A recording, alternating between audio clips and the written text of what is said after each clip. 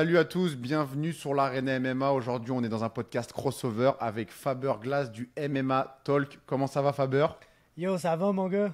Ça va. Gros shout-out à Time Out Tribe et à MetaFight. Est-ce que tu as des petits shout-outs à faire avant qu'on commence? Yo, shout-out à Maxime Carabine, man. Qui est de retour? Ben oui, il a fait une vidéo là, sur sa chaîne YouTube. Allez voir ça, tout le monde. Là. Je ne l'ai pas encore regardé, mais je sais qu'il nous parle de l'UFC 294, dont on va parler. Tiens, bah regarde, on va commencer avec ça, vu que tu en parles et que j'en parle. Je ne sais pas qui en a parlé, mais on va commencer avec ça. Gros changement, gros changement. Changement, bon, pas digne de la fois où il y a eu les crossovers dans les combats avec Ned Diaz, Shimaev, tout ça. Mais gros changement quand même à 2 semaines. Qu'est-ce que tu penses de tout ça?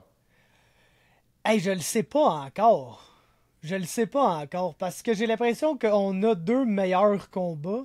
Ouais. Mais je sais pas pourquoi, personnellement, on dirait que je suis moins hype un peu. J'aime vraiment beaucoup de Charles Oliveira, à la base. Pareil. J'adore Charles Oliveira, puis je le sais pas pourquoi. Je le sais que c'est bizarre à dire, parce que je suis bien gros le MMA, je suis un hardcore fan de MMA, puis d'habitude, j'ai toujours pas mal aimé le number one pound for pound fighter. Que ça a été John Jones ou Ousmane. whatever. Ousmane, dans sa dernière... sa dernière révolution de Ousmane, Ouais. là, où il a commencé à un peu knocker du monde puis être un combattant plus excitant. Là. Le gars, un moment donné, c'était juste du cage wrestling, son affaire, puis c'est un peu plate. Mais j'ai toujours été un fan du number one pound for pound. Je suis un grand fan de Volkanovski. Ses combats sont incroyables, mais je ne sais pas pourquoi. Quand on est à un fight week de Alexander Volkanovski, j'ai pas genre les petits papillons dans moi comme c'était le cas, Oliveira. mettons, dans le temps qu'on avait un John Jones contre Daniel Cormier en fin de semaine. Parce que on s'entend que Makhachev Volkanovski, c'est presque aussi gros en termes de niveau qu'un John Jones Daniel Cormier. Là. C'est Est-ce que c'est. Ouais, est-ce que pratiquement les deux meilleurs fighters dans C'est le ça. sport côté C'est ça. masculin qui s'affrontent. c'est ça? Donc, je devrais être genre extrêmement hype Ouais. et tout, mais je sais pas pourquoi. J'aurais été plus hype pour Charles Oliveira, bien que je pense que ça va être beaucoup plus compétitif, là, Volkanovski. Peut-être, mais attention, moi je pense que Charles Oliveira aurait pu faire quelque chose. Et moi aussi, je suis un grand fan de Charles Oliveira. Et je comprends qu'on soit moins excité quand c'est Volkanovski que Charles Oliveira, parce que Charles Oliveira, il y a une aura autour de lui, il y a quelque chose de plus que juste le combattant ou ses qualités de combattant. Il y a son histoire, il y a son énergie, il y a ce qu'il amène, il y a ses phrases. The champ has a name, entre autres. Écoute, qui le sort gros, comme ça. j'étais là à Vancouver, man, pis j'ai jamais presque de ma vie entendu un arena autant loud pour quelqu'un. J'étais allé à des games de hockey du Canadien qu'on pétait Boston là, 5-0 ou Toronto ou whatever, puis que le monde virait complètement dingue en séries éliminatoires, whatever, puis c'était honnêtement comparable à ça. Comment la foule Ouais. était en délai pour Charles Oliveira au Canada, là, littéralement. Ouais, ouais. Le dos, c'est un Brésilien. Mais c'est vraiment ça, Charles Oliveira. Je pense qu'il a réussi à être un stade de sa carrière où tu peux, gros, il te le mettrait là dans un main event, le gros, à Dakar au Sénégal, puis le monde lui capoterait. Ouais. Il te le mettrait dans un main event en Croatie, le monde capoterait. Tu sais, il n'y a pas de nulle part que tu vas emmener Charles Oliveira. Puis un moment qui me refait penser à ça, après le gala, on était à l'hôtel. J'étais à l'hôtel avec le monde de Niagara Top Team. Puis on était dans le lobby, on chillait pas mal tous les fighters canadiens, là, Mike Malott, Jasmine, Barrio. Puis un moment donné, il y avait un bal de finissant, OK? Dans une autre salle. Fait qu'il y a des jeunes du secondaire super bien habillés. Puis là, maintenant, on entend les jeunes du secondaire se mettre à capoter, hurler, là, crier comme s'il arrivait de quoi de complètement fucked up. Puis c'est juste Charles Oliveira qui arrivait à l'hôtel. Puis là, les jeunes, man, ils Ouais. couraient après lui avec leur cellulaire et puis tout. Puis je suis genre, comment est-ce même possible? Genre des petits jeunes du secondaire bien random. Genre Charles Oliveira, partout ce qui était, partout ce qui mettait le pied, c'était comme c'est la folie furieuse, là, littéralement. Fait que ce gars-là, c'est une méga quelque star, chose. man. Honnêtement, là, il y a quelque chose que le monde aime, puis tu sais, c'est sûr que son style de combat est incroyable. De là, pourquoi je pense, tu sais, Makhachev, il aurait sûrement encore passé dessus, là, honnêtement, parce que Charles, autant c'est un grappler incroyable, tu sais, moi, ayant fait beaucoup de jiu, là, je peux dire, il y a comme vraiment deux styles de gars. Mettons que je veux faire de quoi de super large. Deux gars de même expérience. Il y a des rondes que, avec un style de gars, vous pouvez rouler ensemble, puis il y a presque jamais personne qui va soumettre personne. Parce que vous êtes d'expérience égale, puis vos deux styles sont plus comme positionnel ou de quoi de même. Charles Oliveira, c'est le contraire. C'est le style submission over everything. Puis souvent, ces gars-là, tu vas rouler un round de 6 minutes avec lui, puis il va te soumettre 2 fois, mais tu vas aussi le soumettre 2 fois. Puis je pense que Makhachev, il est comme tellement technique puis positionnel dans son grappling que c'est un mauvais style match-up inné pour Charles Oliveira. De là, pourquoi je pense pas qu'il aurait gagné, mais je sais pas, j'étais excité pour ce match-up-là. Puis comme tu dis, c'est toute l'histoire. Le gars, il a comme sa 2e chance de regagner à belt après. Tu sais, jamais personne qui allait penser qu'il deviendra un champion un jour. C'est puis clair. Là, il s'est rendu jusque-là. Puis le monde, on dirait que le monde reveut revivre ce moment-là, tu sais, un peu avec Charles avec la belt. Ben, j'ai peur que son prochain combat à Charles pour avoir la belt, ce soit finalement contre Volkanovski, car je pense que Volkanovski va battre Makhachev. Pourquoi? Selon moi, Volkanovski, c'est le meilleur combattant pour s'adapter au même adversaire. On regarde ce qu'il a fait à Holloway, la différence entre le premier et le 3e combat. C'est un massacre, le dernier combat. Volkanovski, il a un fight IQ, une intelligence qui est supérieure à la moyenne et qui est peut-être même dans le top 3 des combattants de l'UFC qui ont le meilleur fight IQ. Et selon moi, c'est ça la grosse différence. C'est que là, il a fait 5 rounds déjà contre Makhachev. Ça y est, il l'a sizé. Il a appréhendé sa proie. Et là, dans ce combat-là, on va voir un Volkanovski qui, selon moi, va dominer Makhachev, grâce notamment à ce premier combat d'expérience. Et puis aussi, Makhachev, il ne s'est pas du tout préparé à Volkanovski. Il se prépare à Oliveira. Ça n'a rien à voir de se préparer contre Oliveira que contre Volkanovski. Tandis que lui, Volkanovski, je pense que ça fait longtemps qu'il se prépare à sa revanche contre Makhachev. Qu'est-ce que tu en penses? Oui, puis ce qui me fait penser que tu as raison ici, c'est si on regarde le premier combat, la chose qui est très surprenante dans ce combat-là, c'est que principalement, Volkanovski a gagné le grappling, puis Makhachev a gagné le striking. Puis Makhachev, il est bizarre. Là. C'est pas un mauvais striker, mais c'est awkward un peu. Quand t'es habitué à du beau striking, ben drette, tu vas peut-être être surpris par Makhachev, mais autant Volkanovski que ses entraîneurs au City Kickboxing puis à son autre gym où il s'entraîne aussi. Il y a vraiment un bon crew d'entraîneurs. Puis je pense que Eugene Berman est excellent pour faire des game plans, pour analyser les adversaires. Puis là, ils ont non seulement beaucoup de tape sur Makhachev, mais il y a beaucoup de tape sur Makhachev contre Volkanovski. Exact. Ça me porte à croire qu'il va avoir des ajustements au niveau du striking. Puis, on a vu que le grappling, il était... je pense que si Makhachev arrive avec une approche plus agressive au niveau du grappling, il peut avoir du succès contre Volkanovski. Mais il y a eu tellement de la misère à l'amener au sol, il y a eu tellement de la misère à avoir du succès dans cet aspect-là que je pense que ça prend pas un ajustement majeur au niveau du striking pour que Volkanovski se retrouve juste un peu avec l'avantage partout. Ouais, et puis Volkanovski qui était très aussi dans le show, pas plus dans le... Il parlait au corner, il parlait à Islam, s'il est concentré, qu'il a fait ses devoirs, je pense vraiment qu'on peut avoir une grosse surprise. Et ce sera incroyable. Ce sera incroyable. Absolument, man. Puis je pense que ça ferait du bien à la division lightweight juste par le fait que c'est presque impossible là, pénétrer dans le top 5 de cette division-là. C'est clair. Fait que là, t'aurais comme un gars qui, de facto, serait genre un nouveau nom et le champion. Fait que t'as pas le choix d'essayer de te battre contre lui. Ça te donne infini de match-up frais parce que Makhachev, pas besoin de battre plusieurs autres gars avant de commencer à faire des rematchs. Là. Et qu'est-ce que tu penses de Gamrot qui s'est fait juste gros, bypass salement? Ben, tu sais, c'est comme... Je comprends. C'est plate pour lui, mais c'est comme... Demain matin, Charles Oliveira pull out, voici votre main event du pay-per-view, Makhachev contre Gamrot. Tu viens de perdre beaucoup, là. Au niveau marketing, au niveau vente, au niveau appel, à l'entour de l'événement. Surtout que tu perds ton shit show numéro 1 à Costa Chimaev. Que c'est un autre très bon combat. Mais le potentiel de combat hilarant que ça aurait pu être Costa contre Chimaev, on perd ça aurait pu être le shit show de toutes les shit shows. Là. Vraiment, vraiment. T'aurais mis qui, toi? Chimaev vainqueur? Ouais, Chimaev aurait gagné. Paulo Costa, ça serait probablement fait hump un peu à la fin comme Izzy y a fait. Mais, tu sais, Paulo Costa, il est pas là pour gagner nécessairement. Il est juste là pour être fucking drôle. Ouais, c'est clair. Et là, Ousmane. Est-ce que Ousmane a une chance de battre Chimaev? Moi, je trouve les cotes de Paris absolument incroyables. Quand je vois Ousmane à une cote à 3,30, je me dis, mais dans quel monde on vit? Ouais, non, ça, c'est ridicule. Là. C'est ce combat-là. Et ça devrait être presque 50-50, selon Exact. moi. Je peux comprendre si tu mets Chimaev favori. Hey, Kamaru Usman, je pense pas que c'est un gars qui va arriver à 185 puis que tu vas être genre, oh non, il est vraiment trop petit. Là. Ouais, Je non, pense c'est qu'il va, clair. il va bien remplir son frame. Tout devrait être Oui, bien oui. correct. Mais.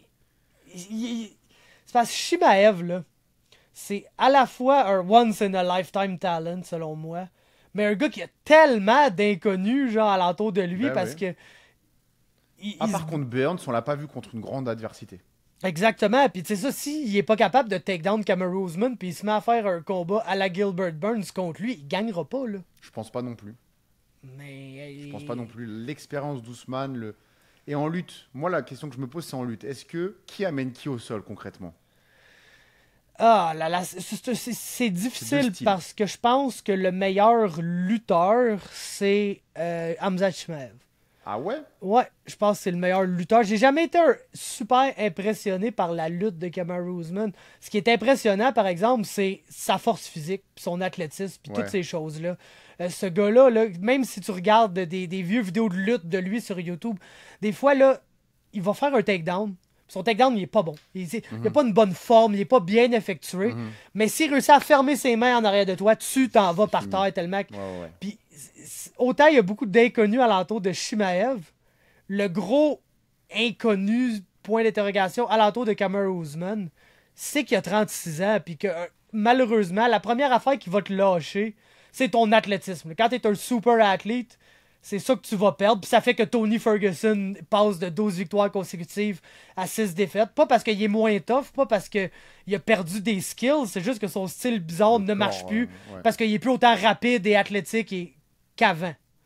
Fait que Ousmane, si ça l'abandonne contre Hamza Chimaev, ça va être la pire soirée de sa vie. Bon, il a Mais- pas l'air d'être abandonné par ça contre Leon Edwards quand même. Non, Il était, c'est il était ça. là. Hein. C'est ça, on n'a pas encore les signes que... Mais c'est un peu, tu sais, mettons... comment je pourrais t'illustrer ça? C'est Max Holloway, ok? Max Holloway, moi, à chaque combat, je m'attends pertinemment à ce que son menton le lâche complètement puis qu'il se passe de quoi de terrible. Mais ça arrive jamais, puis je comprends pas pourquoi c'est pas encore arrivé encore. Ça va finir par arriver. Mais ça va arriver un jour ou l'autre. C'est un peu la même affaire avec Ousmane. Mais c'est ça, j'ai pas vu ça encore. Donc ce combat-là, je sais pas, je pense qu'il faudra que j'écoute du tape pour faire un pic avant la carte parce que c'est vraiment un gros combat. Puis ouais, les cotes, il n'y a aucun crise de bon sens. Genre, tout le monde devrait gager comme 1$ sur Kamaru Usman. Là. C'est clair. Bon, peut-être même plus. Mais donc ton pronostic? Aïe, aïe. Vite de même, je vais y aller avec Shimaev, c'est genre mon gut pick, là. Mais. Attention au cardio, hein. Ouais, ouais, Parce que c'est un 3 rounds par contre. ouais, c'est 3 rounds, c'est ça. 5, ça aurait avantagé Ousmane. 5, je pick Ousmane, sans aucun doute. Mm. Honnêtement. Parfait. Bon, bah, on aura l'occasion de se reparler de ce bel événement. Parlons maintenant d'un autre événement UFC qui va avoir lieu à Vancouver le 20 janvier. À Toronto. À Vancouver, Toronto, ça à Vancouver, ça Toronto. serait le rêve, je pourrais y retourner encore. Et Toronto, Mais- tu peux pas? Oh, ouais, je peux, mais il n'y a rien de fun à aller voir à Toronto, là. T'aimes pas Toronto? Pas particulièrement. C'est Bon, une en tout triste, cas, ça c'est va une- être- c'est une triste ville quand même, là, non? J'y suis allé 2 fois, j'ai pas trouvé ça incroyable, mais ça dépend des guides que t'as peut-être. Ouais, mais il y a beaucoup de buildings, pas beaucoup de rien d'autre, Ouais, mettons. c'est là. vrai. Puis les autres, tu sais, les autres, j'adore nos voisins ontariens, là, mais c'est pas les, mettons, si tu veux faire une liste des provinces canadiennes les plus fuckées, là, ils sont pas dans le top, ils sont pas mal dans le bas. Et est-ce que c'est officiel ce fameux 20 janvier? Non. Non, mais mais ça, oui, mais parce quand qu'il même. il annonce des combats puis tout, mais Ouais. on n'a pas encore une date avec une date de vente de billets, puis un Ouais, poster, puis un main event, puis whatever, ça. tu sais. Mais bon, on peut dire que c'est quasiment fait. Et donc, Marc-André Barriault, qui devait se battre contre Michel Pereira et s'est blessé, va se battre finalement contre Chris Curtis. Un gros nom également, hein. Comme Michel Pereira. Je pense qu'en termes de fame, on est proche. Voire même C'est Chris un, Curtis en a plus. c'est un gros win pour Barrio de s'être blessé, honnêtement. C'est ça, hein. Parce que je pense que Chris Curtis est à la fois mieux ranké et un meilleur match-up pour Marc-André Barrio. Pour un peu les mêmes raisons qu'on parlait v'là pas long. Michel Pereira, c'est un freak, là. C'est un freak. Puis là, il a arrêté de faire des backflips puis tout, fait qu'il s'en sert un peu plus pour se battre, là, tu sais, de ses capacités athlétiques. Puis c'est juste, crime. Barrio, c'est pas un mauvais athlète, là, loin de là. Tu sais, mettons que t'es pour faire une échelle des meilleurs athlètes middleweight, il est pas dans le bas, mais il est pas dans le haut non plus. Je pense qu'il est direct bien dans le milieu. Puis ça allait être dur de se battre contre Michel Pereira, je pense. Chris Curtis, ça sera pas plus facile. C'est un gars ranké, il a de très bonne technique debout. Mais Barrio, c'est un train, tu sais. Puis il va forcer Chris Curtis à se battre. Puis Chris Curtis, c'est un gars que tu peux sortir de sa game très, très, très facilement. Là. Nombre et nombre de combats que le gars il a juste perdu parce qu'il passe plus de tête fâché après les arbitres à cause d'une affaire qui est arrivée ou pas que de se battre, actually. T'sais. Fait que je pense que c'est un match-up qui est très prenable. Puis ça mettrait Barrio dans les rankings. Fait que c'est un énorme win. C'est un énorme ça le win. mettrait dans le top 15? Ouais, ben... Si tu bats un gars du top 15, t'es supposé être dans le top 15. Est-ce que t'es sûr que Christopher Curtis est dans le top 15? Bon, on va aller vérifier de là, mon gars, mais d'après moi, oui. Ouais, bah... Si c'est le cas, il a été aidé par son non-contest contre Nassourdine Imavov, car il se faisait... Chris Curtis dessus par Nassourdine. Chris Curtis est 13e au monde. Ok. Mais ben, tu sais, les rankings de l'UFC sont vraiment fuck all parce que Brandon Allen est 9e. Puis Curtis a battu Allen. Puis je pense que la seule raison pour que tu peux ranker Curtis, c'est sur son win contre Allen. Parce que tu rankes pas un gars sur un no contest, là, on s'entend. Là, surtout pas de la manière que ça se passait, comme tu dis. Donc je pense, en tout cas, les rankings de l'UFC sont un peu fuck all, mais écoute, il y a un 13 à côté de son nom. Et c'est ça qui est bon. C'est juste ça qui compte pour Barrio, on s'en fout, mais même si les rankings font aucun sens, si ton nom est dedans, c'est de ça qu'ils se servent pour booker les combats. T'sais? Donc un bon match-up pour Barrio qui devrait pouvoir s'en sortir. Oh, absolument. Il y a de quoi à faire dans tous les aspects là, contre Chris Curtis. T'sais, c'est pas un gars qui lance un gros volume, place quand même bien ses coups pis tout, mais on s'entend que Barrio, là, mettons que t'enlèves le combat contre Chidi, que on s'entend que quand tu vois un knockout en quelques secondes de même sur la fiche d'un gars, juste une fois, ça veut rien dire, littéralement. T'sais, n'importe qui peut se faire pogner. Check José Aldo, il s'est fait pogner en 13 secondes contre Conor McGregor. Est-ce que José Aldo a un mauvais menton? Non, absolument pas. Le gars est excessivement tough et tout ça. Puis Barrio, à part cette fois-là, tous ces autres combats, c'est le gars qui peut manger toutes les taloches du monde, puis en donner en retour souvent plus, puis des plus fortes. Donc c'est quand même un style intéressant à voir contre Chris Curtis, qui va sûrement vouloir reculer, essayer d'être super stratégique dans son approche. T'sais, d'être juste un train, le gars qui va de l'avant. Puis... Et est-ce qu'on n'aurait pas sur cette carte M. Charles Jourdain et M. Yohan Lennes pour accompagner M. Barrio et représenter le Québec? Si c'est le cas, toi tu vas pouvoir nous le dire, c'était quand la dernière fois que dans une carte à l'UFC, le Québec était autant représenté? Autant, ça fait très très très longtemps là, parce que est-ce qu'il a déjà été? Je le sais qu'on a eu Barrio puis Jourdain ensemble. Il avait fait un first round guillotine, c'était l'an passé si je me rappelle bien. Le combat contre Lando Vannata puis Jordan Wright. Avant ça, écoute, ça dépasse, c'est quoi mais non, Ayman Zabi était pas là dans le temps de Georges. John McDessie s'entraîne ici, mais c'est pas un Québécois, il vient genre de la Nouvelle-Écosse. Mais il s'entraîne pas mal ici. Ouais, c'est un gars, c'est un gars d'ici. Mais peut-être faudrait vérifier les cartes de GSP au Centre Bell, qu'il y aurait comme un genre de GSP McDessie pas de côté, là, une combinaison de ces trois-là. Mais encore là, c'est 3 combattants. Et là, on pourrait avoir 3 combattants. Est-ce qu'on pourrait voir Ayman Zahabi aussi sur cette carte ou pas? Ben, je pense qu'il y a des bonnes chances. Ayman Zahabi, est-ce que j'ai cru comprendre en y parlant, il est comme malheureusement un des bantamweight qui est un peu perdu dans la brume. Puis que l'UFC, tu sais, comme si l'UFC l'appelait plus souvent pour des combats, il se battrait plus souvent. C'est comme pas lui qui décide de se battre juste 1 ou 2 fois par année.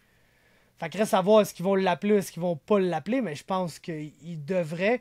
C'est sûr qu'à Toronto, là, il va avoir comme, tu sais, Mike Malott, Jasmine, Seri est déjà annoncé, un rematch contre le gars du Contender Series. Ça, c'est le monde de la région, vraiment.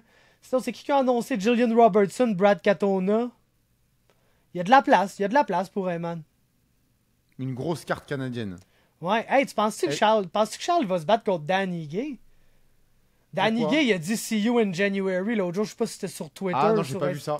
J'ai texté Charles, il m'a dit "On va en savoir plus demain". Fait que je pense pas que ça y avait été offert encore.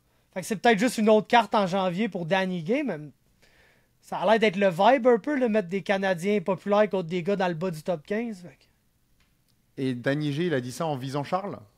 Là, il a juste posté une photo disant "See you in January". Ok, Fait bon, que ça c'est nous pas, porterait à croire qu'il y a un combat booké en janvier. Ok, Ouais. intéressant. Très intéressant, honnêtement. Ça serait Il un... est, il est classé combien?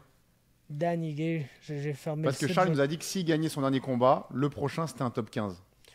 Ouais, ben c'est ça. Lui, il y a Caceres Barboza qui est dans sa ligne de mai depuis un petit bout. Ige est 12e. Bon, bah, ce serait. Ouais, ce 12e serait cohérent. Ige, 12 Ige, 13 Barboza, 14 Caceres. Le un de ces trois-là. Là. Barboza, il se bat en fin de semaine. Cub, Ça lui Cub, donne... il est pas classé? Non, Cobb, il est pas classé. Cobb, il a été offert, mais je pense qu'il est blessé. Hmm. Il peut pas être disponible en janvier. Fait que... Est-ce que tu fais partie de ceux qui sont dans le train Hype Train de Mike Malott? Je le sais pas encore. Je le sais pas encore. Il a vraiment pas affronté de la grosse compétition, malheureusement. La seule fois qu'il y a comme un combat qu'on était là, je ne sais pas ce qui va arriver, c'est contre Johan. Puis je pense que Johan va être le premier à dire que c'est comme de loin sa pire performance Ouais, ever. c'est Là, il clair. avait l'air figé dans ce combat-là. Donc, tu sais, oui, il a bien fait, mais c'est comme, quel poids je peux mettre sur une victoire contre genre Adam Fujit? Ouais, son dernier combat, il a bien performé en effet. Mais selon toi, c'était pas un gros adversaire donc. Non, c'est ça. Je pense qu'il est bon, il est très bon. Le clairement, il a toutes les skills, tout est là. Mais c'est un combattant qu'on l'a presque jamais vu sortir du premier round. Donc, tu sais, mec, il y a À de voir. l'adversité pour vrai. Mhm. Mhm. Qu'est-ce qui va arriver? Parce que, tu sais, on l'a vu récemment, t'as des combattants qui ont peu beaucoup d'adversité dans leur carrière et puis ils se font smoke en 30 secondes par Bobby Green. Ouais, ouais. Là. C'est clair. Fait que, Bobby Green, qu'est-ce qu'il a été bon dans son dernier combat d'ailleurs? Bobby Green, c'est mon idole, là, honnêtement. Là. Mais moi, tous les Tout sur la Diaz jambe Brother-esque fighters, là, je les aime bien. Là. Passons au prochain sujet. Le temps avance.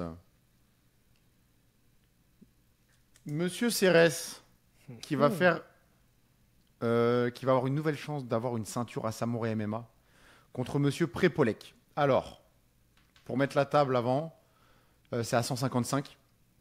Je sais pas c'est quand la dernière fois que Cérès s'est battu à 155, mais j'ai l'impression que plus il est léger, plus il est bon, notre ami Cérès.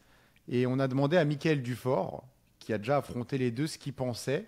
Et selon lui, il donne l'avantage à Prepolek dans ce combat. On a vraiment deux combattants qui n'ont rien à voir en termes de philosophie de combat. Et toi, Faber, tu dois bien connaître Prepolek aussi. Moi, étant plus jeune dans l'industrie du MMA canadien, je connais plus Cérès forcément. Je souhaite que Cérès gagne.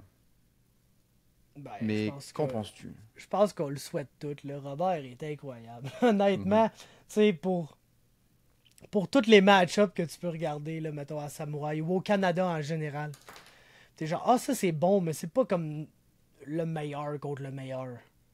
Ben, pour tous ces match-ups-là, t'as Robert Cérès qui va se pogner contre Jesse Ronson, puis Carl Prepolek, puis amène-y n'importe qui sans ça qui va toutes les Nash. pogner. Puis le gars, man, je l'aime tellement. Là. Il est incroyable. C'est un vrai de vrai fighter que tu lui donnes une date, tu lui donnes un nom, puis Il est là. il est là, puis il va tout le temps faire un show. Tu sais, même Guillaume de Lorenzi, puis tout, c'est... Guillaume de Lorenzi a été longtemps comme un des plus gros... Tu sais, c'était le prochain Georges Saint-Pierre là, pendant un bout, puis là, finalement, il était à Ah ouais. Bellator, puis là, il a eu le cancer, puis des affaires de même, fait qu'il a pas pu comme continuer vraiment sa carrière MMA, mais c'était comme le Québécois undefeated 10-0 et tout, fait que c'était le Ok. next, puis le fait qu'il revienne, c'est sûr qu'il n'y a plus le training qu'il avait dans le temps parce que là, il est rendu père de famille, il travaille, puis il faut littéralement qu'il prenne congé de la job pour s'entraîner. Mais de Robert Serres, qu'est-ce qu'il a fait? Un gars d'expérience de même, c'est considérable. Là. Il y a des méga wins sur sa fiche. Comme on dit Xavier Nash, c'est ça aussi. Là. Ouais. Un gars qui sera à décision partagée avec presque tout le monde, les meilleurs, puis lui. Je sais pas, il avait l'air de vouloir être tranquille pendant comme 20 secondes de ce 20 combat-là. secondes, ouais. Puis Puis après, finalement, boum. il a passé un crochet, puis il a pas été capable de s'empêcher, mais il a l'instinct du tueur, Robert, il le sait.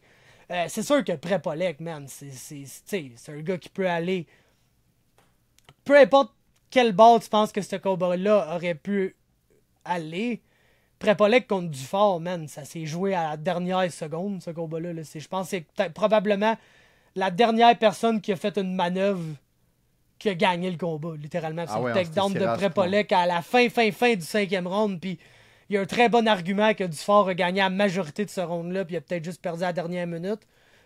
Fait que c'est un gars qui check qu'est-ce que Mick Dufort est capable de faire, puis qu'est-ce qu'il fait à littéralement tous les vétérans de l'UFC qui sont supposés retourner dans l'UFC bientôt parce qu'ils sont sur une winning streak ou whatever, puis Dufort il te prend 1 minute et demie pour les rear naked choker sur le menton comme s'il était rien, là. Puis Prepolek, il a pas été capable de faire ça avec lui du tout. Il y a eu beaucoup de difficultés à l'amener au sol. C'est vraiment un très bon range striker. Genre quelqu'un qui travaille super bien derrière son jab. Fait un peu penser à Alex Morgan en termes de style, honnêtement. Kick plus à la tête que Alex. Alex est vraiment plus un leg kicker. Ouais. Et Prepolek kick plus à la tête, passer un knockout à Marco Elpidio justement avec un head kick. Exact. En Ontario l'an passé. Fait que c'est pas mal le highest level que tu vas trouver en dehors de l'UFC en termes de lightweight, là. Il est dans la classe de Michael Dufort, de Jesse Ronson, Shane Campbell, ces gars-là. Là.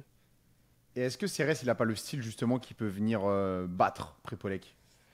Ce style un peu fou qui va charger et qui va connecter. Cérès, il frappe fort. Il va toujours avoir un puncher's chance dans chaque combat. Il va toujours avoir un puncher's chance. Puis, tu sais, c'est pas... Robert, je le dis tout le temps, c'est hooks and guillotines. Là. C'est ça qu'il fait. Là. Il court après toi, il swing des crochets. Puis si tu le shoots, il essaie de te choquer en guillotine. Puis la majorité de ses victoires sont soit par guillotine ou soit parce qu'il t'a passé un crochet puis après il t'a knocké. Donc, c'est sûr qu'il va toujours avoir une chance. Mais c'est un énorme match-up. Là. C'est un énorme match-up. S'il gagne la belt contre Prepolek, c'est un des plus gros. Beau. C'est un des plus gros wins là, d'un combattant québécois depuis très très très longtemps. Là, en dehors de l'UFC. Possiblement un combat historique pour Samouraï MMA. Ah, je pense que peu importe ce qui arrive, ce combat-là, il est historique. Parce que, tu sais, même quand tu regardes les bonnes cartes Unified pis tout, c'est beaucoup de combattants canadiens contre combattants de l'extérieur.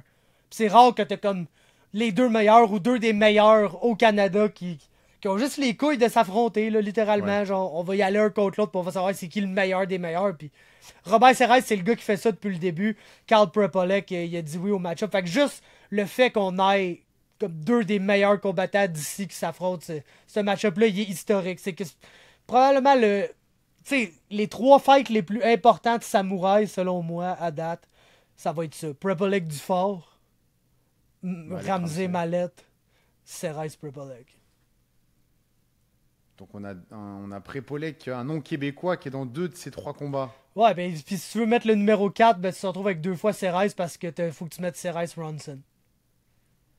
C'est sûr que Serres Ronson, on veut moins le mettre juste parce que ça a duré 30 secondes, tu sais. Mais si ce combat-là avait été une décision épique, ça serait peut-être le numéro 1 aussi. Là.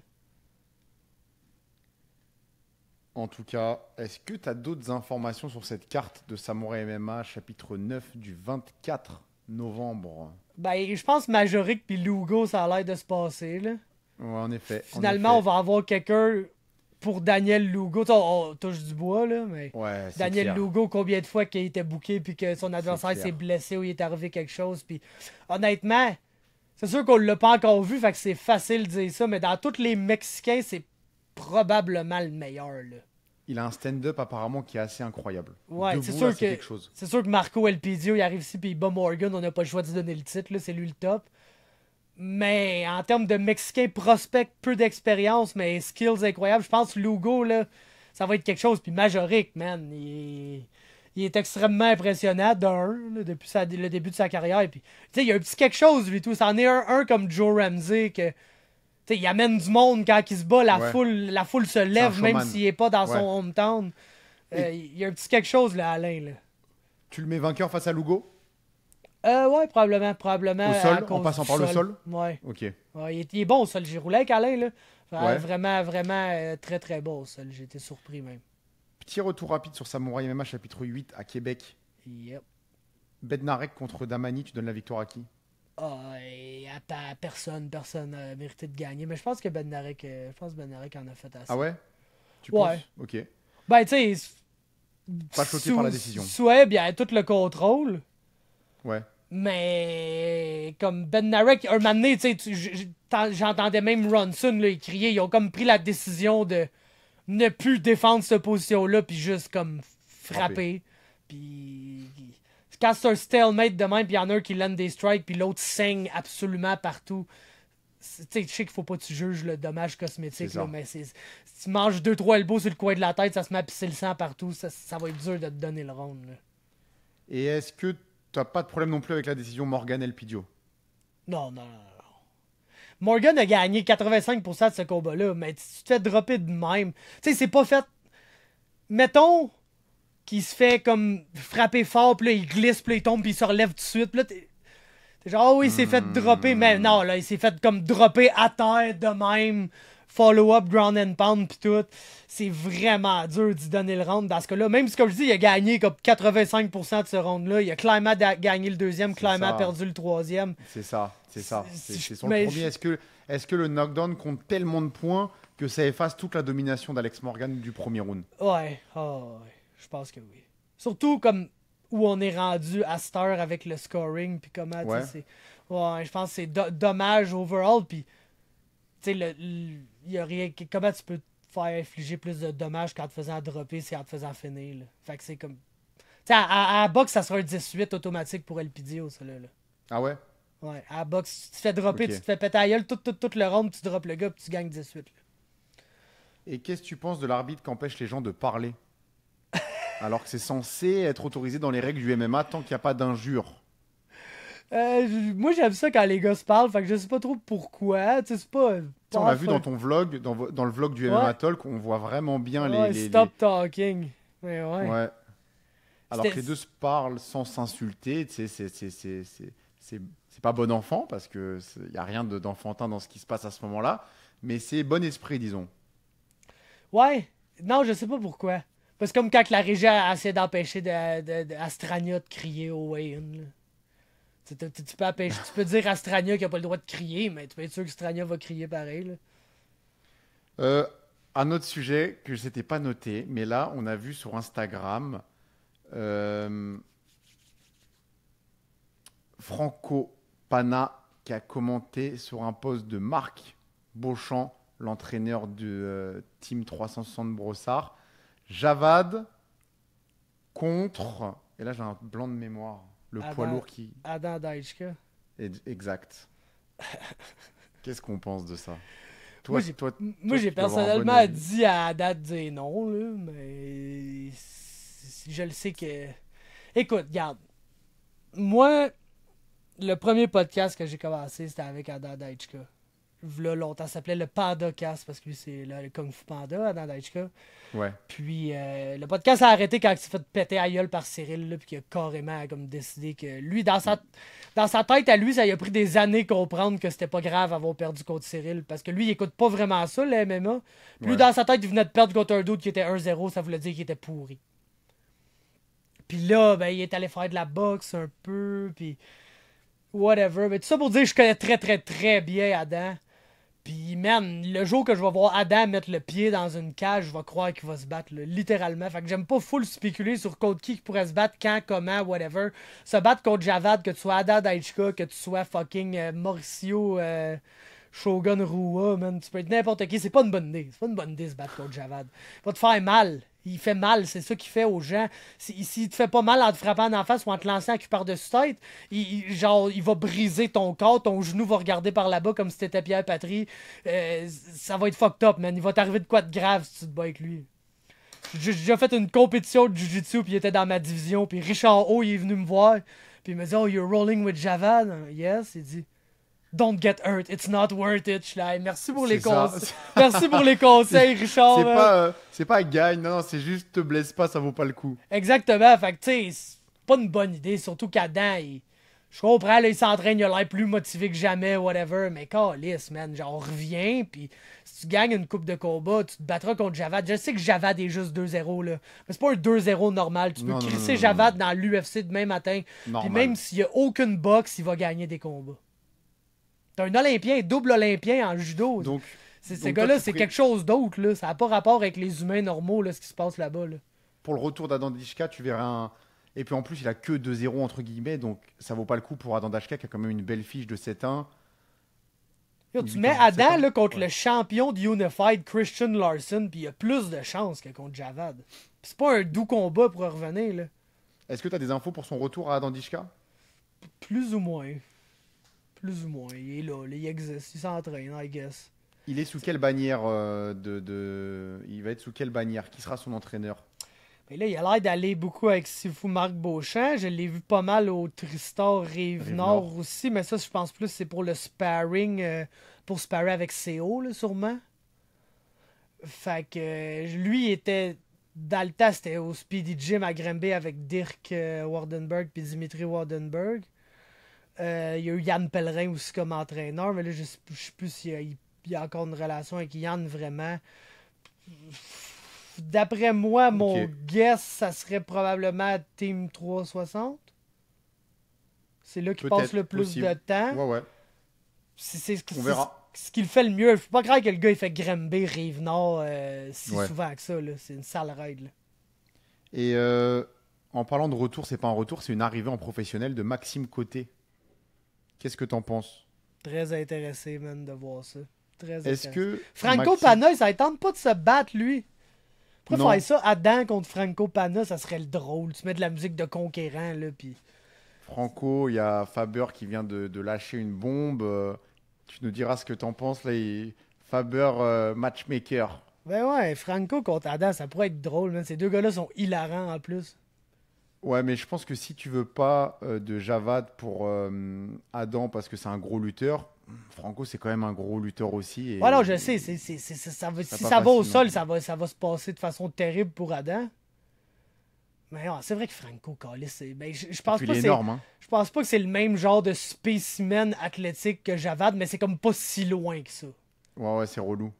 Mais tu sais, C'est il faut, relou. c'est comme tu vas te battre contre qui poids lourd sinon? Faire venir le Mexicain obèse qui se bat à BTC, là. Pour le faire En venir faire ici. venir de l'extérieur parce qu'il n'y a pas beaucoup de poids lourds ici. Et qu'est-ce que tu penses de. Bah non, mais encore une fois, il y a un problème de fiche. Tu peux pas faire Adam Dishka contre Pierre Patry. Ça fait pas de sens. Ben, ouais, c'est... Non, Bien c'est... que Pierre Patry dirait pas non. Non, Pierre Patrick, il peut pas ça de même matin, lui, sans calice ben raide, mon Mm. gars. Il y a bien un gars qui a pas l'air stressé, là. Et est-ce que tu penses qu'il aurait des chances? Ah, je pense que ça serait un bon fight. Mhm. Pierre Patry, là, il est très, très, très bon, là. Il est solide. Il est solide sur ses pattes, il est gros, il est fort, il est tough. Est-ce qu'il aurait pu se relever si ça t'est pas fait blesser Ben oui, si son genou regardait pas ailleurs, il allait essayer de se relever, du moins. Ouais, Tu sais, c'est comme ça ça allait plus être un combat que ça, là, malheureusement. ouais, c'est terrible. Les blessures, ça fait chier. C'est les pires Ah fins ouais. de combat. Mais contre Javad, ça va arriver souvent, je vous le dis. Là. Il y a des gens qui vont juste Et- briser leur corps en essayant de faire de quoi à Javad, ça va arriver souvent. Là. Pour revenir sur Maxime Côté, est-ce que selon toi là, on a un gros compétiteur pour la catégorie des 170? Est-ce qu'il est pas surcoté? Est-ce qu'il est sous-coté? Qu'est-ce que t'en penses? Il a Moi, une grosse c'est... lutte, oui. Ouais, c'est le Qu'en est-il de son striking stand-up? que j'ai hâte de voir, c'est ça. Parce que je le sais, tu sais, ce gars-là, je l'ai vu aller autant dans des compétitions de jiu que sur les maths en général. C'est un solide, solide grappler. Là, Un des meilleurs au Canada, hein. Ouais, j'ai vu donner de la misère à comme des beaux grapplers MMA qui se battent genre dans des bonnes ligues, etc. Là. Fait que le gars, il est vraiment très bon à cet effet-là. Le striking, c'est sûr, ça va être un inconnu tant qu'on l'aura pas vu. Fait que c'est ça qui va être intéressant, mais tu sais, je pense que il y a comme un baseline de...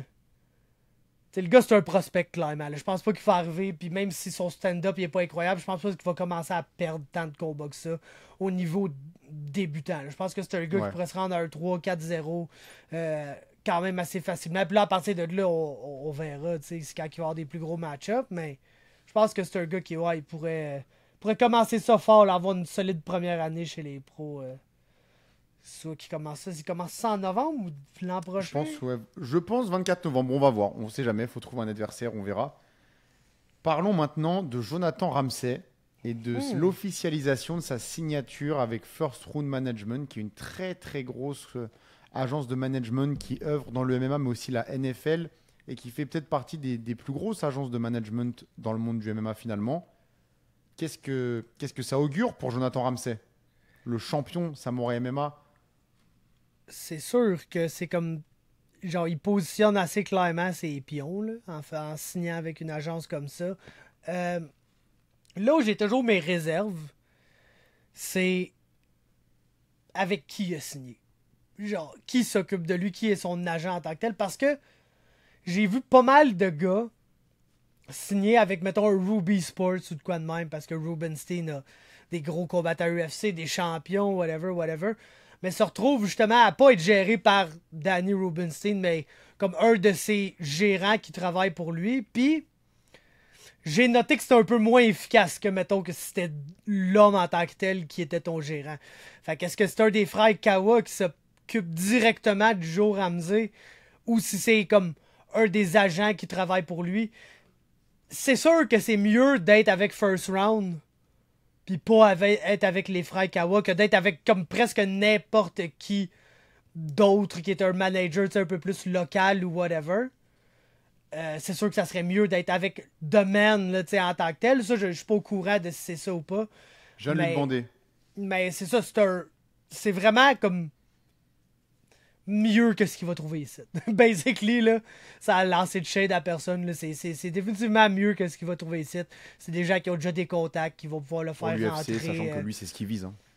Exactement, mais autant pour l'UFC que pour comme d'autres choses intéressantes, s'il est capable d'aller à l'UFC, d'avoir, tu sais, parce que comme on a dit tantôt, Jonathan Ramsey, il y a un petit quelque chose, là.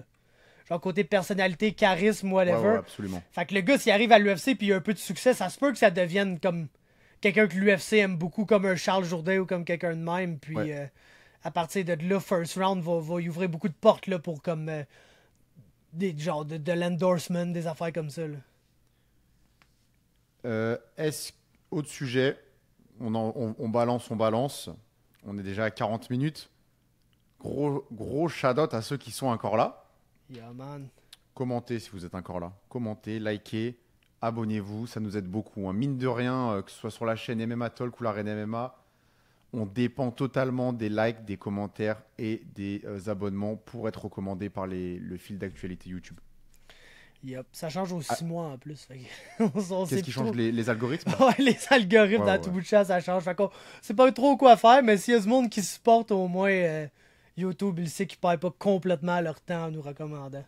Exact.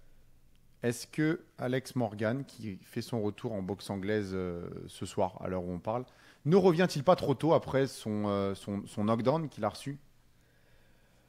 Si c'est en MMA, je te dirais ouais, mais là c'est en boxe. Donc c'est... La boxe, c'est un gros sparring. Là. Mm-hmm. On s'entend. Puis oui, les gars ils veulent se faire mal pour vrai. Pis tout, mais les gants sont gros. C'est rare que tu vois des gros knockouts, des affaires comme ça. Puis, tu sais, c'est pas comme si Alex Morgan s'était fait knocker. Là, j'aimerais pas ça. Ben oui, là, il y a sûrement eu une légère commotion cérébrale. C'est pas mal ça le concept. Tu te fais frapper ça à la tête puis tu fais des commotions cérébrales. Mais je pense pas que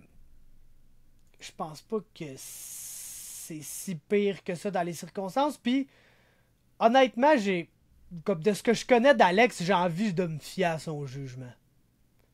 Je pense pas que si Alex, il ressentait encore des symptômes ou whatever, il serait là, oh, je vais aller me battre en boxe, c'est une bonne idée. Tu sais, le gars, il c'est pas un cave. Là. Alex Morgan, si tu as parlé moindrement, tu sais que c'est un gars qui est quand même très sensé dans la vie en général. Donc, j'ai tendance à me fier à son jugement et à penser qu'il est correct. Mais en tout cas, ça peut être un bon rebond avant de retourner dans la cage. Oui, absolument. À la fois un adversaire qui a déjà vaincu 2 fois, ou un adversaire pas nécessairement réputé comme pour sa boxe. Ouais. Je pense que comme TJ Laramie tombe un peu dans le monde à Alex Morgan. Mais TJ aussi est booké au BTC contre le bon chum de Timmons, Terry Lemaire. Et puis, ça va être un gros title fight, ça. Puis, je pense que pour les deux, c'est comme un peu... Parce que BTC, je pense que c'est le 22 novembre ou de quoi de même. Pas trop sûr de la date, là, mais ils commencent à annoncer leur combat tranquillement, pas vite. Donc, je pense que pour les deux, c'est comme... Pour faire ce petit combat-là, se remettre dedans, puis là, commencer leur camp d'entraînement tranquillement, pas vite. Morgan, va-t-il se battre en novembre? J'ai pas d'infos là-dessus. Tu sais, c'est sûr que ça ferait beaucoup de combats, là, mais tu sais qu'il veut être actif, le gars, c'est un passionné, c'est ça qu'il aime, là. C'est ça qu'il aime, il est prêt en permanence. Il run un gym, puis il a pas le choix d'être prêt pour aider ses gars à être prêts, donc... Puis on s'entend que Alex Morgan ne fait pas une mauvaise paye quand il rentre dans la cage. Il amène toujours beaucoup de gens, une très bonne cote de billets, puis il est bien payé aussi parce que c'est un des poster boys de Samouraï, là, puis du MMA au Québec en général. Donc, Il y a Joe qui vient de me répondre que son agent, c'est Louis. Louis. Je connais pas Louis, mais... Je dis Louis comment? Bon, dès que j'ai le nom, je l'envoie. 2 questions pour finir. Yeah.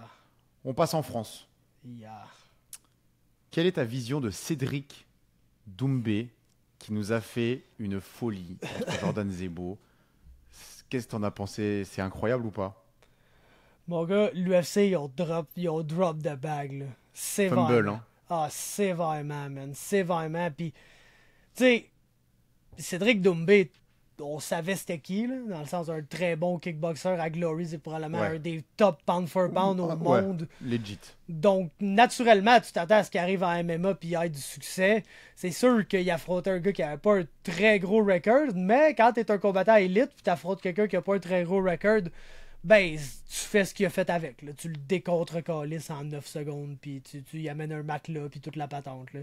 Le gars, honnêtement, il est incroyable. Je pense pas que il est pour tout le monde. Là. C'est pas tout le monde qui va aimer les antics un peu, puis le genre, tu sais, il y a un petit ego, puis tout, qui vient avec Cédric Doumbé. Mais non, je pense que la PFL, man, ils peuvent le laisser en Europe, là, faire des shows en France une fois 6 mois, là, puis ça va être bien, bien plein. Ils vont amener des joueurs de soccer, checker ça, du monde bien connu, puis ça va... C'est bon, la PFL font des... Je déteste la PFL, là. Je déteste. Mais ils font des gros moves. Faut leur donner, ils font des très, très, très gros moves. Puis Cédric Doumbé, c'est... Man, je veux pas aller jusqu'à dire que c'est aussi gros que Francis Ngannou, mais en Europe, je pense que oui. Ouais, bah, il est tellement fort en communication, c'est impressionnant. Il peut en faire trop parfois, mais encore, quand il en fait trop, il le fait bien. Donc, Ouais, c'est ça, c'est que tu le vois que le gars, il l'a. C'est un peu comme un Conor McGregor, que le gars, il a juste une répartie incroyable, puis ça marche, puis là, après, t'as toute une lignée de gens qui essayent de faire comme lui, puis ça marche tout pas parce qu'ils sont juste pas Conor McGregor. Ben, Cédric Doumbé, je pense que c'est ça, là. C'est un 1 de 1, là. Ça en fait, il en existe pas d'autres de même. et que penses-tu de Fernand Lopez que tu connais? Car quand il venait justement avec Cyril Gane notamment, ou Lapillus au Québec, tu le côtoyais. Donc il fait beaucoup l'actualité en ce moment. Qu'est-ce que tu penses de lui? Ce que tu vas dire, ce sera dans l'image de la miniature Ben, écoute, YouTube. moi, j'ai juste eu des bonnes interactions avec Fernand, mais tu sais, je l'ai croisé, comme je te dis, à des shows ici et là. Quand t'entends dire que le gars, il aime beaucoup avoir le spotlight pis tout, genre, je comprends ce que les gens disent. Définitivement. Puis c'est là pourquoi je pense que le mariage entre lui et Cyril Gane il est assez bon.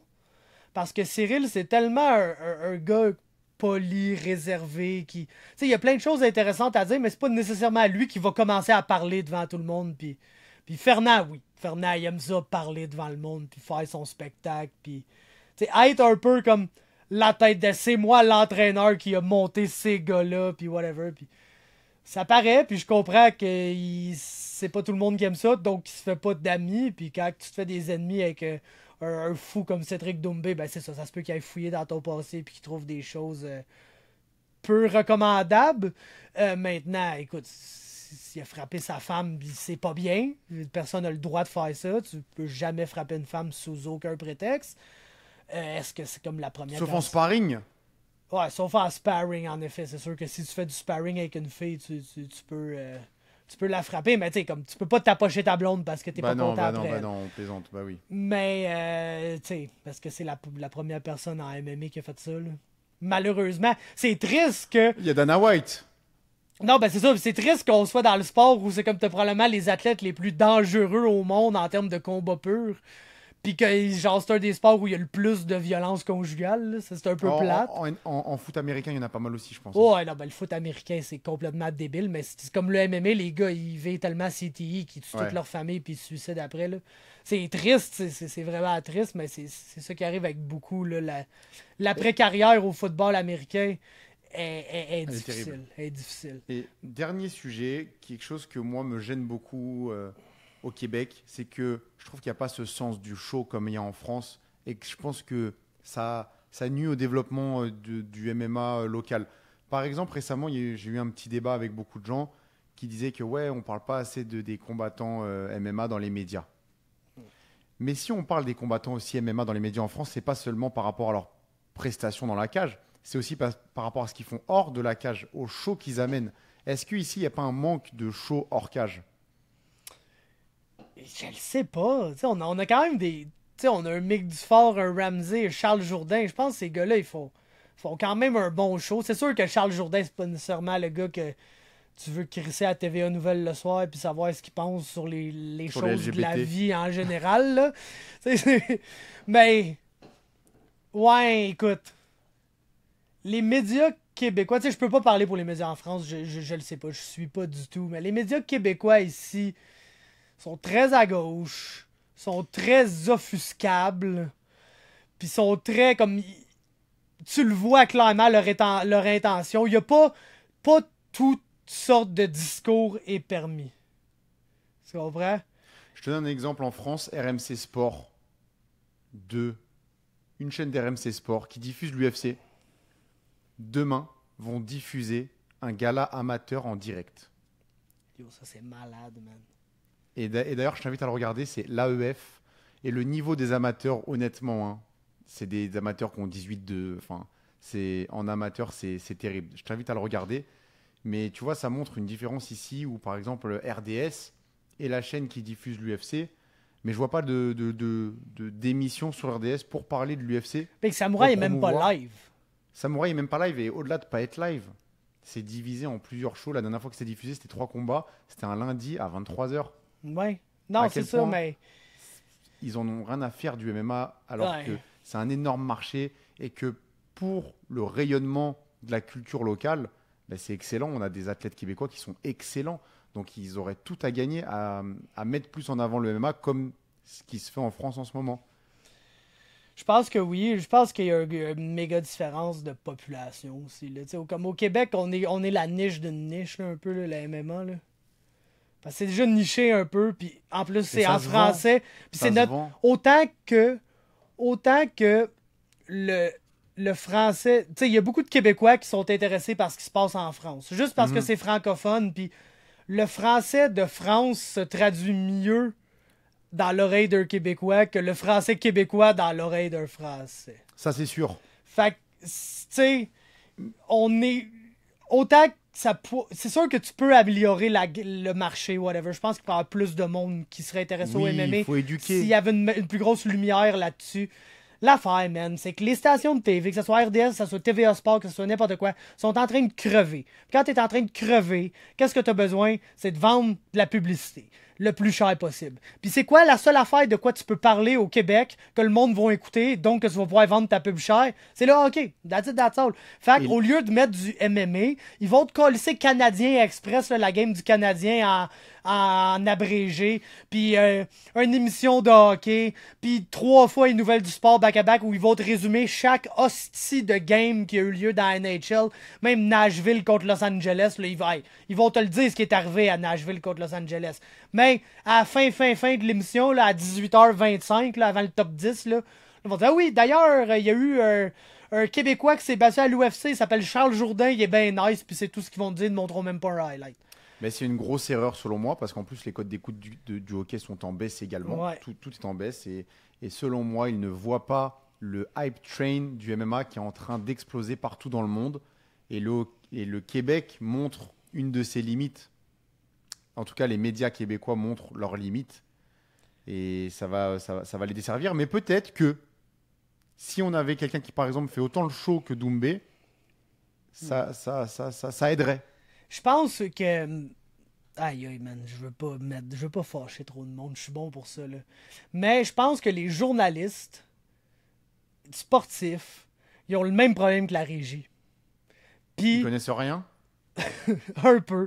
Puis ils sont vieux. Puis ils ont grandi dans la boxe. Puis c'est la boxe, puis la boxe. Puis nous autres, on est des estis de barbares, là. On se frappe à coups de genoux dans la face. Il y a du sang partout dans une cage. Le crowd qui vient là, pas toujours super fréquentable, surtout si t'es à Laval. Tu sais, je pense qu'ils ont comme juste dans eux des préjugés, ce qui fait que Jonathan Dibella gagne une belt, mais il aime mieux parler du juge Roussel qui a scoré le combat contre Kim Clavel.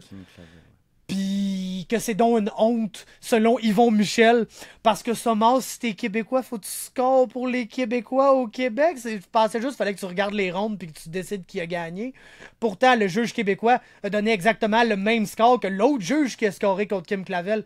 Mais il aime mieux accorder une tribune à Yvon Michel qui, c'est hilarant, ok? Parce qu'il est allé dans le vestiaire, là, puis il a engueulé un arbitre, ok? Puis quand j'ai entendu ça dans l'article, j'ai lu ça dans l'article, puis je le savais immédiatement qui c'est qui avait engueulé. C'est l'arbitre Junior, qui est un petit chauve, une petite barbe, puis il ressemble vraiment beaucoup à Benoît Roussel, là. Honnêtement, même moi, je pourrais les confondre les deux. Puis le gars, Yvon Michel, que ça fait Chris Benoît Roussel, là. Ça fait longtemps, Nasty, qui juge des combats. De deux, c'est un de deux juges québécois qui ont leur licence pour juger des combats de boxe à Vegas. Il y a genre 50 coques championnats du monde en dessous de sa ceinture, le gars. Fait que, tu sais, c'est peut-être pas attaqué au bon juge, là, il y en a des bien plus incompétents que lui. Puis, quand il a engueulé l'arbitre qui ressemble au juge, quand Chris, ça fait tout 20 ans que ce monde-là sont à tes shows, ils vont, là. Genre, t'es-tu fâché ou déconnecté à ce point-là? Mais non, le Journal de Montréal, puis la presse, puis RDS, puis whatever, il aime mieux accorder une tribune à la montée de lait d'Yvon Michel, qui voit littéralement sa dernière combattante qui existe comme commencer à perdre, puis il voit sa promotion mourir là, de plus en plus. Au lieu de parler de Jonathan Dibella, qui est le meilleur kickboxer au monde à son poids. Exact. Puis au lieu de parler de la prochaine carte de samouraï qui va avoir Robert Serres contre Prepolek, un des combats les plus importants au Canada des dernières années. De Barrio, de Jourdain, Exactement. De Fort, il y en a, hein. Mais j'ai compris les gars d'un côté d'être pisse parce qu'on est comme on est né avec ça. Puis on a tout. Sparky, ça c'est une fois par podcast, Sparky qui fait tomber ma caméra. Regardez, c'est lui. C'est ton chien ou ton chat? C'est lui le coupable. C'est donc un chien. Ouais, c'est un pug. Mais ouais, tu sais, on est né avec ça. Puis on est né à l'époque où on n'est pas encore 100% Internet, là, nous autres. Là. Moi, je me rappelle du temps où la TV, c'était plus big qu'Internet, que ça pognait à la ligne téléphonique, me connecter sur l'Internet.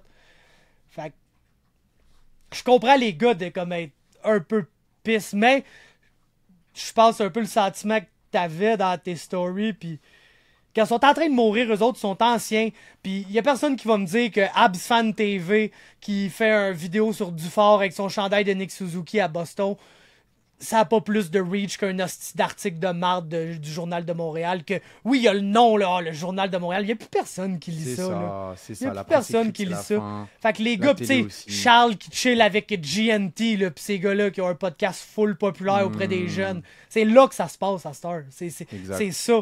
Pis tu sais, c'est vrai que moi tout, je t'avouerais que dès le début, je faisais des entrevues, des podcasts avec les gars. Tu sais, c'est même pas tout le monde qui shareait l'entrevue. Puis j'étais genre, yo, le gros, c'est comme, j'essaie de te donner une plateforme, puis ouais. Tu shares même pas mon affaire, en fait. Puis tout, mais... C'est ça. Toute l'industrie du MMA, avant pas de se plaindre, mais avant de jeter la pierre sur les autres, nous-mêmes, soyons pas irréprochables, mais soyons intelligents. Donc, quand on fait des choses, quand il y a des petits médias comme nous, comme le MMA Talk, comme l'Arena MMA, qui faisons du contenu où on parle on fait que parler de ça, hein, de MMA au Québec. On fait que parler de ces combattants que les grands médias ne parlent pas. Ben, partagez-nous, parce que plus on aura de vues, plus on fera changer, on changera la donne. Si demain, les vidéos du MMA Talk ou de l'Arena MMA ont fait 500 000 vues par vidéo, croyez-moi que TVA, RDS, Journal de Montréal, ils vont tous se réveiller. Ben oui. Et c'est vous qui avez ça entre vos mains. Donc, montrez qu'il y a un public, en fait. Parce que si on fait 100 vues par vidéo, ils vont se dire pourquoi nous, on en parlerait. Ils font 100 vues, il n'y a pas de public. Donc, c'est une question aussi de logique. Et quand on veut quelque chose, il faut se battre pour l'avoir. Rien ne tombe dans notre assiette. Donc, il y a un devoir de la communauté MMA de s'entraider. Ouais. Ben, c'est à la fois très MMA et très québécois, tout ça. Parce que, tu sais, le MMA, c'est le sport où tout le monde se plaît un peu toujours de ses conditions de travail, mais il n'y a personne qui va jamais se mettre ensemble pour les améliorer. Parce que c'est un sport très, très, très individuel et selfish. Tu sais, faut que tu sois selfish pour être un bon fighter d'MMA. Tu peux pas commencer à penser à tout le monde alentour de toi. Faut que tu penses à toi. Puis, c'est un très, très québécois de comme chialer que les médias ne te couvrent pas, mais pas vraiment à faire plus, ou de chialer après telle affaire, mais de comme juste, on est très bon pour chialer, mais quand vient le temps de se lever puis de changer quelque chose, on est vraiment pas bon là-dedans. Pas comme tu sais, en France, nous autres, à tout bout de champ, on voit une manifestation d'ici, manifestation de ça. Le monde en France, quand ils sont en crise, ils se lèvent, puis ça peut être pour n'importe quelle hostie de raison qui existe, là. Quand ils sont en crise, ils se lèvent, puis... Désolé, mais ils manifestent, ils montrent leur mécontentement, ils essayent de créer du changement. Nous autres, au Québec, on est genre, hostie que c'est de la merde, puis on subit. C'est comme, le gros, le meilleur exemple, le Jiu-Jitsu, man. Le Jiu-Jitsu. Ils ont créé une loi au Canada. Puis le Canada sont très bons pour créer une loi fédérale, puis là, après, laisser chaque province interpréter la loi comme bon lui semble. Ce qui est très drôle à faire, là, d'ailleurs, mais bref. Puis, partout au Canada, quand ils ont créé la loi sur les combats concertés, ils ont dit, OK, mais là, tu sais, il y a plein de combats qui sont des arts martiaux, que c'est amateur, puis que ça n'a pas rapport avec des combats concertés, que c'est littéralement un fight club, ça, là, on s'entend, là, où il y a du monde qui parie sur des combats underground. Fait qu'ils ont mis un amendement à cette loi-là. Pour dire, ben, sauf pour le Jiu-Jitsu, puis whatever. Nous autres, au Québec, on s'est dit, ouais, pas besoin de faire d'amendement à la loi, il n'est jamais rien arrivé avec ça, on n'aura pas de problème. Puis là, maintenant, on a eu un problème. Puis là, on était genre, oh, fuck, si on a un problème, puis on a pris genre 4 ans avant de le régler. Ça, c'est très, très, très québécois. On n'aura pas de trouble avec ça. Puis finalement, quand il y a du trouble, on sait plus quoi faire, fait qu'on chiale. Bon, bah, je pense que c'est bon pour conclure notre podcast qui a dépassé l'heure. Je pense que. Donc là, on va en faire un par mois. Yes. On va essayer d'être un peu plus. De faire moins qu'une heure parce qu'on en parle des algorithmes YouTube et plus d'une heure, c'est pas forcément ce qu'il y a de plus recommandé. En effet, mais on est bon pour déblatérer, man. Surtout moi, man. Des fois, il faut que quelqu'un m'arrête. Je vais mettre une petite sonnerie maintenant. On va créer quelque chose là. Un bip, timer, bip. ouais. Ce serait pas pire. Mais merci, Parfait. Lucas, man. Super le fun. Ouais, vraiment, vraiment, vraiment. Donc, on aura l'occasion de reparler de nos pronostics qu'on a fait là. On se dit rendez-vous le mois prochain. Yes. Attends avant de te déconnecter. Mais ciao tout le monde.